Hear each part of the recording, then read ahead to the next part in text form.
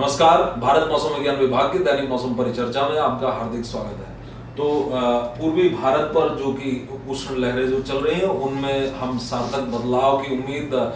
कल 2 मई से कर रहे हैं उड़ीसा और उसके आसपास के क्षेत्रों पर, और गंगेय पश्चिम बंगाल पर हम 3 मई से उसमें सार्थक सुधार की उम्मीद कर रहे हैं। और इसके साथ साथ दक्षिणी प्रायद्वीपीय भारत पर हम 4 मई से हीट वेव कंडीशन जो रायलसीमा, आंतरिक कर्नाटक और तटीय आंध्र प्रदेश के क्षेत्रों पर चल रही है उनमें हम काफी सुधार की उम्मीद कर रहे हैं। और इसके अलावा यदि पूर्वोत्तर भारत पर चल रही वर्षा की गतिविधि की बात की जाए तो वो कल तक चलने की संभावना है। कल हालांकि वहां पर भारी से अति भारी वर्षा भी हो सकती है और इसके पश्चात वहां पर भारी वर्षा में समाप्ति आने की संभावना है। किंतु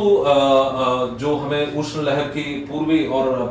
दक्षिणी प्रायद्वीपीय भारत में जो समाप्ति 2 से 3 तारीख से हमें दिखाई देनी शुरू हो जाएगी, उसमें सुधार शुरू हो जाएगा। इसके अलावा इसी दौरान हमें मध्य प्रदेश, विदर्भ, छत्तीसगढ़ पे हमें हीट वेव कंडीशंस, उष्ण लहर की स्थितियां हमें देखी जाने में आ सकती है। और साथ ही साथ महाराष्ट्र और गुजरात पर भी जो हीट वेव कंडीशंस 1-2 स्टेशन पर कल आई हैं उनमें अब इसमें और अधिक वृद्धि हम उत्तर देख सकते हैं। तो कुल मिलाकर यदि अगले 5 दिनों की बात की जाए तो हमें पूर्वी भारत और दक्षिणी प्रायद्वीपीय भारत पर अधिकतम तापमानों में काफी सुधार देखने की उम्मीद है, किंतु अधिकतम तापमान पश्चिमोत्तर भारत, मध्य भारत और पश्चिमी भारत पर इनमें अगले 3 से 4 दिनों में इनमें वृद्धि होने की संभावना है। तो यदि हम ऑब्जर्व वेदर की बात करें तो जैसा कि गंगेय पश्चिम बंगाल पर उष्ण लहर लगभग सभी स्थानों पर दर्ज की गई कल सायंकाल 17:30 बजे 17:30 पर। और इसके अलावा हमें पूर्वी बिहार, पूर्वी झारखंड और उत्तरी उड़ीसा पर भी हमें कई स्थानों पर हमें हीट वेव कंडीशंस और उसके साथ में सीवियर हीट वेव कंडीशंस भी यहाँ पर दर्ज की गई। हीट वेव कंडीशंस उस स्थिति को कहते हैं जिसमें कि जो अधिकतम तापमान है वो अपने दीर्घकालिक औसत से 4.5 डिग्री अथवा उसके ऊपर चला जाए, और गंभीर हीट वेव कंडीशंस अथवा गंभीर उष्ण लहर की जो स्थिति है, सीवियर हीट वेव कंडीशंस, वो तब होती है जब अधिकतम तापमान अपने दीर्घकालिक औसत से 6.5 डिग्री अथवा उससे ज्यादा हो जाए। तो ये स्थितियां अभी हमें यहाँ पर देखने में आई, और साथ ही गुजरात और सौराष्ट्र के भी एक स्टेशन पर हमें हीट वेव देखने को मिली है। कोंकण के भी, मुंबई पर हमें सांता क्रूज पर हीट वेव कंडीशन देखने को मिली है, और इसके अलावा आंतरिक कर्नाटक और रायलसीमा पर भी हीट वेव कंडीशंस देखने को मिली है। यहाँ पर जैसा कि हम देख सकते हैं अधिकतम तापमान का यह मानचित्र है, और इसमें हम देख सकते हैं कि किस तरह से गंगेय पश्चिम बंगाल और उड़ीसा के क्षेत्रों पर हमें गाढ़ा लाल रंग देखने को मिल रहा है। और ये रंग निरूपित करता है कि यहाँ पर जो तापमान है वो काफी ऊंचे 44 डिग्री से ज्यादा दिख रहे हैं। और यहाँ पर हम देख सकते हैं कि ये इन तापमानों का दीर्घकालिक औसत से इनका विचलन है, जो कि सर्वाधिक जो विचलन है वो हमें गंगेय पश्चिम बंगाल पर दिखाई दे रहा है। तो कल यहाँ पर कलाईकुंडा, गंगेय पश्चिम बंगाल के कलाईकुंडा पर 47.2 डिग्री सेंटीग्रेड का अधिकतम तापमान पूरे देश पर दर्ज किया गया। और इसके बाद दूसरे नंबर पर झारखंड के जो पहाड़, गोरा, ईस्ट, पूर्वी सिंहभूम जिले का जो एक स्टेशन है वहां पर 47.1 डिग्री सेंटीग्रेड तापमान दर्ज किया गया। तो यदि हम आज के सिनॉप्टिक कंडीशंस की बात करें तो अभी हमारे पास एक चक्रीय परिसंचरण है जो कि पूर्वोत्तर बांग्लादेश पर है, और इसके साथ साथ पूर्वोत्तर आसाम पर भी हमारे पास एक चक्रीय परिसंचरण है, और साथ ही साथ एक अल्प दबाव की रेखा उत्तरी बिहार से जाती हुई नागालैंड और मणिपुर की तरफ जा रही है, और साथ में दक्षिण पूर्वी हवाएं जो कि बंगाल की खाड़ी से पूर्वोत्तर भारत पर आ रही हैं 30 से 40 किलोमीटर प्रति घंटे की हवाएं। और इन्हीं के प्रभाव में भारी वर्षा कल अरुणाचल पर 12 सेंटीमीटर की वर्षा दर्ज की गई, और इसके साथ ही साथ हल्की से मध्यम वर्षा कई स्थानों पर त्रिपुरा, मिजोरम और आसाम और मेघालय पर भी दर्ज की गई। तो आज भी यहाँ पर भारी वर्षा जारी रहने की उम्मीद है इस पूरे क्षेत्र पर, और कल यहाँ पर भारी से अति भारी वर्षा भी हो सकती है दक्षिणी आसाम और मेघालय और साथ साथ अरुणाचल प्रदेश और इसके साथ त्रिपुरा और मिजोरम पर। और इसके साथ में यहाँ पर थंडरस्टॉर्म एक्टिविटी अगले 2 दिन, सीवियर थंडरस्टॉर्म हमें 2 तारीख को देखने को मिल सकते हैं, जिसमें कि हमें 50 से 60 किलोमीटर प्रति घंटे की स्क्वैल्स भी मिल सकते हैं, तेज हवाएं, और इसकी वजह से यहाँ पर जो है आम जनता को ये सलाह दी जाती है कि वो इस थंडरस्टॉर्म और हैवी रेनफॉल के बारे में जिला प्रशासन भारत मौसम विज्ञान विभाग के प्रादेशिक केंद्रों और साथ ही साथ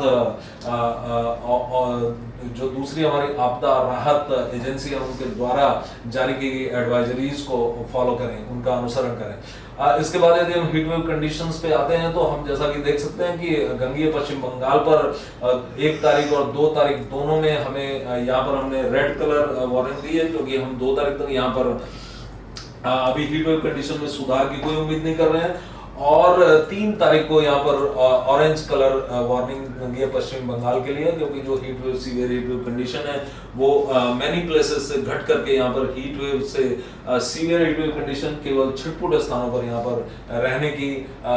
उम्मीद है 3 तारीख को गंगीय पश्चिम बंगाल पर। और इसके अलावा उड़ीसा पर हमें हीट वेव कंडीशंस में आज ही यहाँ पर थंडरस्टॉर्म एक्टिविटी भुवनेश्वर और उसके आसपास के क्षेत्रों पर प्रारंभ हो गई है, तो आज भी हम उम्मीद कर रहे हैं कि यहाँ पर जो हीट वेव कंडीशंस है उसमें कुछ हमें आज सुधार उड़ीसा पर देखने को मिलेगा। और कल से यहाँ पर हम ऑरेंज कलर 2 तारीख को दे रहे हैं उड़ीसा पर, तो कल यहाँ पे और थोड़ा सा सुधार होकर के, और 3 तारीख से जैसा कि हम देख सकते हैं कि यहाँ पर केवल पीला कर रहे हैं, पीला रंग हमने यहाँ पर दिया है। तो आप जैसा कि देख सकते हैं कि दक्षिणी प्रायद्वीपीय भारत और पूर्वी भारत पर ऑरेंज और रेड कलर जो यहाँ पर पूरा दिखाई दे रहा है, 1 और 2 तारीख को वो पूरी तरह से यहाँ पर हम देख सकते हैं कि पीले कलर में यहाँ पर बदल गया, सिवाय गंगीय पश्चिम बंगाल, रायलसीमा और आंतरिक कर्नाटक और तेलंगाना को छोड़कर। हालांकि 4 तारीख को यदि हम देखते हैं तो तेलंगाना, रायलसीमा और आंतरिक कर्नाटक पर भी ये जो ऑरेंज से रेड कलर था ये कम हो गया। रायलसीमा पर केवल हम यहाँ पर ऑरेंज कलर देख रहे हैं, और तेलंगाना और उत्तरी आंतरिक कर्नाटक पर ऑरेंज कलर देख रहे हैं। इसके अलावा जो हमें गुजरात पर आज एक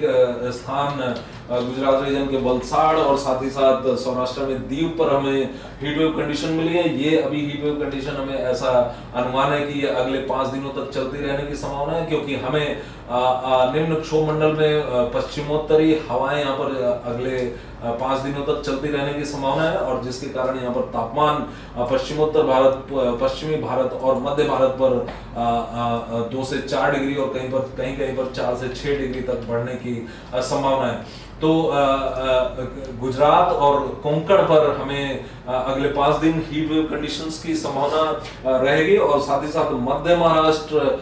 ये हीट वेव कंडीशन मध्य महाराष्ट्र पर भी जाते हुए इनके अगले 5 दिनों तक चलने की संभावना रहेगी, और फिर मराठवाड़ा और इसके साथ में विदर्भ और दक्षिणी मध्य प्रदेश भी हीट वेव कंडीशन के ग्रिप में, उसकी पकड़ में आने की संभावना है। और 3 से 5 तारीख तक हम मध्य प्रदेश के दक्षिणी हिस्से और दक्षिणी छत्तीसगढ़ और विदर्भ पर भी हम हीट वेव कंडीशंस की आशंका व्यक्त कर रहे हैं। और इसके अलावा जैसा कि हम देख चुके हैं कि पश्चिमोत्तर भारत पर हमें तापमानों में अभी वृद्धि कल से दिखाई पड़ेगी, और ये तापमान 4 से 6 डिग्री तक बढ़ सकते हैं। तो यहाँ पर पश्चिमी राजस्थान और इसके हिस्सों के जो तापमान है वो 42 से 43 डिग्री भी यहाँ पर जा सकते हैं, और साथ ही साथ पंजाब और हरियाणा पर भी जो तापमान है वो 40 डिग्री से ऊपर जाने की संभावना अगले 2 से 3 दिनों में रहेगी। हालांकि यहाँ पर जो अभी जो हीट वेव कंडीशंस आने की अभी फिलहाल यहाँ पर कोई संभावना नहीं। तो और हम इसके अलावा एक वेस्टर्न डिस्टर्बेंस हमें दिखाई दे रहा है जो कि 4 तारीख से पश्चिमोत्तर भारत को प्रभावित करेगा, और इसके प्रभाव में जैसा कि हम देख सकते हैं जम्मू कश्मीर, गिलगित बाल्टिस्तान, मुजफ्फराबाद, हिमाचल प्रदेश और उत्तराखंड पर स्कैटर्ड रेनफॉल, कुछ स्थानों पर हल्की से मध्यम वर्षा होने की यहाँ पर संभावना रहेगी, और ये 3 से 6 तारीख के बीच में। और फिर इसके साथ साथ हमें 4 से 6-7 तारीख तक हमें छिटपुट स्थानों पर आइसोलेटेड जो रेनफॉल एक्टिविटी पंजाब, हरियाणा, पश्चिमोत्तर उत्तर प्रदेश और साथ ही साथ उत्तरी राजस्थान पर हमें इसकी होने की संभावना, आइसोलेटेड स्थानों पर, छिटपुट स्थानों पर हमें बहुत हल्की से हल्की वर्षा और साथ ही साथ थंडरस्टॉर्म एक्टिविटी की संभावना रहेगी। तो आज के लिए बस इतना ही। कल हम फिर मिलेंगे अगले 5 दिनों की मौसम परिचर्चा के साथ। कल तक के लिए अनुमति दीजिए। धन्यवाद, नमस्कार।